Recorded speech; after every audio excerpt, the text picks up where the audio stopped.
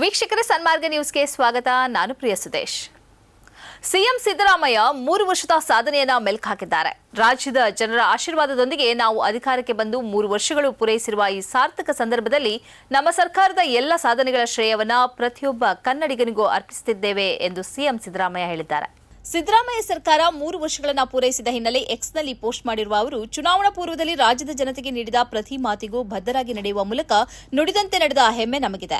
5 guarantee ಯೋಜನೆಗಳನ್ನು ಜಾರಿಗೊಳಿಸಿ ಪ್ರತಿ ಮನೆಗೂ ತಲುಪಿಸುವಲ್ಲಿ ಯಶಸ್ವಿಯಾಗಿದ್ದೇವೆ ಎಂದಿದ್ದಾರೆ. ಯಾರೂ ಹಸಿವಿನಿಂದ ಮಲಗಬಾರದು ಎಂಬ ಸಂಕಲ್ಪದೊಂದಿಗೆ ಜಾರಿಗೊಂಡ ಅನ್ನಭಾಗ್ಯ ಯೋಜನೆಯು ಕೋಟ್ಯಾಂತರ ಕುಟುಂಬಗಳಿಗೆ ಪೌಷ್ಟಿಕ ಆಹಾರ ಭದ್ರತೆ ನೀಡುವ ಮೂಲಕ ಆರೋಗ್ಯವಂತ ಸಮಾಜಕ್ಕೆ ಆಧಾರವಾಗಿದೆ. ಅನ್ನಭಾಗ್ಯ ಯೋಜನೆಯಡಿ ಉಚಿತ ಆಹಾರ ಧಾನ್ಯ ವಿತರಿಸಲು ಈವರೆಗೆ 18,897 ಕೋಟಿ ರೂಪಾಯಿ ವ್ಯಯಿಸಲಾಗಿದೆ. 4.26 ಕೋಟಿ ಪಡಿತರದಾರರು 3 ಹೊತ್ತು ನೆಮ್ಮದಿಯಿಂದ ಊಟ ಮಾಡುತ್ತಿದ್ದಾರೆ ಎಂದು ನುಡಿದಿದ್ದಾರೆ. ರಾಜ್ಯದಲ್ಲಿ ವರದಿಯಾಗಿದ್ದ ಶಂಕಿತ ಎಬೋಲಾ ಪ್ರಕರಣದ ಲ್ಯಾಬ್ ರಿಪೋರ್ಟ್ನಲ್ಲಿ ನೆಗೆಟಿವ್ ಎಂದು ವರದಿ ಬಂದಿದೆ ಎಂದು ಸಚಿವ ದಿನೇಶ್ ಗುಂಡೂರಾವ್ ಸ್ಪಷ್ಟನೆ ನೀಡಿದ್ದಾರೆ. ಉಗಾಂಡದಿಂದ ಬೆಂಗಳೂರಿಗೆ ಆಗಮಿಸಿದ ಮಹಿಳೆಯೊಬ್ಬರಲ್ಲಿ ಎಬೋಲಾ ರೋಗ ಲಕ್ಷಣಗಳು ಕಂಡುಬಂದಿದ್ದವು.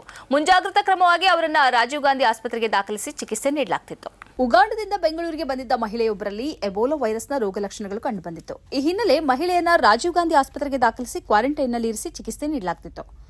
ಅಲ್ಲದೆ ಮಹಿಳೆಯ ಸ್ಯಾಂಪಲ್ ಸಂಗ್ರಹಿಸಿ ಲ್ಯಾಬ್ಗೆ ರವಾನಿಸಲಾಗಿತ್ತು. ಇದೀಗ ಲ್ಯಾಬ್ ರಿಪೋರ್ಟ್ ಬಂದಿದ್ದು, ರಿಪೋರ್ಟ್ನಲ್ಲಿ ನೆಗೆಟಿವ್ ಎಂದು ವರದಿ ಬಂದಿದೆ. ಆ ಮಹಿಳೆಗೆ ಯಾವುದೇ ಸೋಂಕು ತಗುಲಿಲ್ಲ ಎಂದು ಆರೋಗ್ಯ ಇಲಾಖೆಯ ತಜ್ಞ ವೈದ್ಯರು ಖಚಿತಪಡಿಸಿದ್ದಾರೆ ಎಂದು ಸಚಿವರು ಮಾಹಿತಿ ನೀಡಿದ್ದಾರೆ. ಮುಖ್ಯಮಂತ್ರಿ ಸ್ಥಾನಕ್ಕೆ ಸಿದ್ದರಾಮಯ್ಯ ರಾಜೀನಾಮೆ ಸುದ್ದಿ ಕೇಳಿ ಆಪ್ತ ಸಚಿವರು ಕಳವಳ ವ್ಯಕ್ತಪಡಿಸಿದ್ದಾರೆ. ರಾಜೀನಾಮೆ ವಿಚಾರವಾಗಿ ಕೇಳಿದರೆ ಸಿದ್ದರಾಮಯ್ಯ ಮೌನ ವಹಿಸಿದ್ದಾರೆ ಎಂದು ಸಚಿವರು ತಿಳಿಸಿದ್ದಾರೆ. ನಾವು ಕಳವಳ ವ್ಯಕ್ತಪಡಿಸಿದೆವು. ಸಿಎಂ ಸಿದ್ದರಾಮಯ್ಯ ಸೈಲೆಂಟ್ ಆಗಿದ್ರು ಎಂದು ಸಚಿವ ಎಚ್.ಕೆ. ಪಾಟೀಲ್ ಹೇಳಿದ್ದಾರೆ. ಸಿಎಂ ಜೊತೆಗಿನ ಸಭೆ ಬಳಿಕ ಸುದ್ದಿಗಾರರೊಂದಿಗೆ ಮಾತನಾಡಿದ ಸಚಿವ ಎಚ್.ಕೆ. ಪಾಟೀಲ್, ಮಾಧ್ಯಮಗಳಲ್ಲಿ ಸುದ್ದಿ ಬಂದಿದೆ ಎಂದು ನಾನು ನಮ್ಮ ಕಳವಳ ವ್ಯಕ್ತಪಡಿಸಿದ್ದೇವೆ.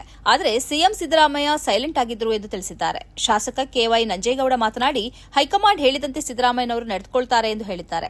ಸಿಎಂ ನಿವಾಸದ ಬಳಿ ಅಹಿಂದ ಸಂಘಟನೆಯ ನಾಯಕ ರಾಮಚಂದ್ರಪ್ಪ ಪ್ರತಿಕ್ರಿಯಿಸಿದ್ದು, ಸಿಎಂ ಅವರನ್ನ ಈಗ ಭೇಟಿಯಾಗಿಲ್ಲ.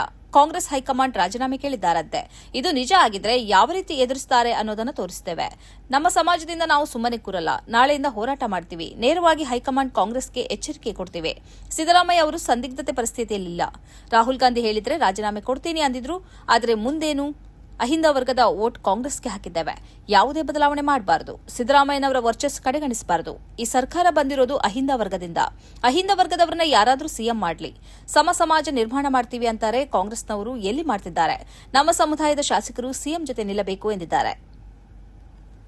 ನ್ಯಾಯಾಲಯದಿಂದ ಜಾಮೀನು ಮಂಜೂರಾದ ನಂತರವೂ ಕೈದಿಗಳ ಬಿಡುಗಡೆ ತಡವಾಗುವುದನ್ನು ತಡೆಯಲು ದೆಹಲಿ ಹೈಕೋರ್ಟ್ ಮಹತ್ವದ ಆದೇಶ ಹೊರಡಿಸಿದೆ.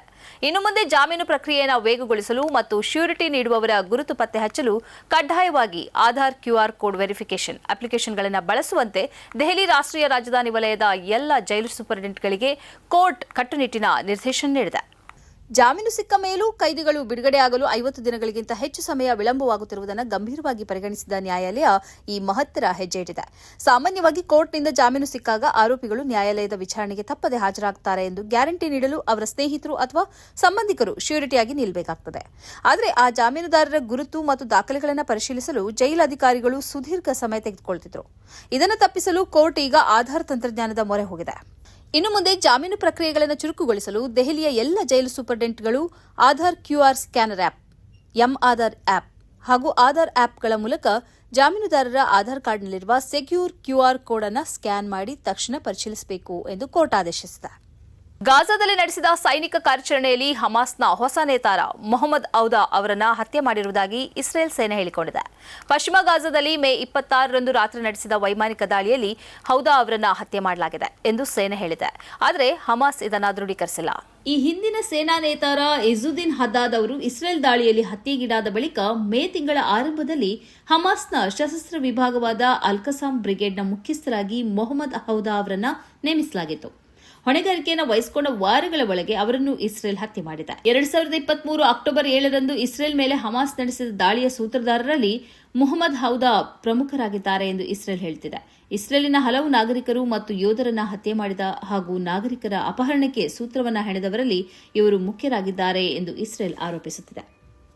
ಇದು ಈ ಹೊತ್ತಿನ ಸುದ್ದಿ ಸಂಚಯ. ನಿರಂತರವಾಗಿ ನೋಡ್ತಾ ಇರಿ ಸನ್ಮಾರ್ಗ ನ್ಯೂಸ್. ಸುದ್ದಿಗಳ ಸಂತೆಯಲ್ಲಿ ಸತ್ಯದ ಮೊಂಬತ್ತಿ. ಈ ಕಾರ್ಯಕ್ರಮದ ಪ್ರಾಯೋಜಕರು Gadiyar group of company.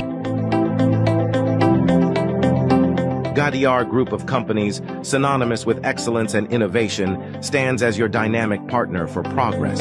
Gadiar Group ensures safety as guardians in firefighting and builds vibrant communities in real estate. Building tomorrow, today.